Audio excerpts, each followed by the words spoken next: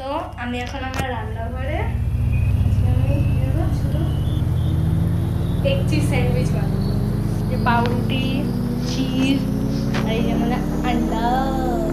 তো এখানে আমি যে পেঁয়াজ আর লঙ্কাটাকে কেটে নিয়েছি, মানে চোখ থেকে খুব জল বেড়েছে কারণ পেঁয়াজের ঝাল এতটা চোখ থেকে জল বেরিয়েছে, তো একটু ইগনোর করে দেবো। আমি তাকাতেও পারছি না, এত জল বেড়েছে। মানে পেঁয়াজের ঝাল কিছুদিন আগে ছিল না, কিন্তু এখন এতটাই বেড়ে গেছে পেঁয়াজের ঝাল যে মানে কিছু বলার নেই। বাট এটা খুব ভালো, চোখের পক্ষে খুব ভালো পেঁয়াজের ঝাল, চোখে যদি যায়। তো এই ফ্রাইং প্যানে এখন আমি একটু সর্ষের তেল দিয়ে নিলাম।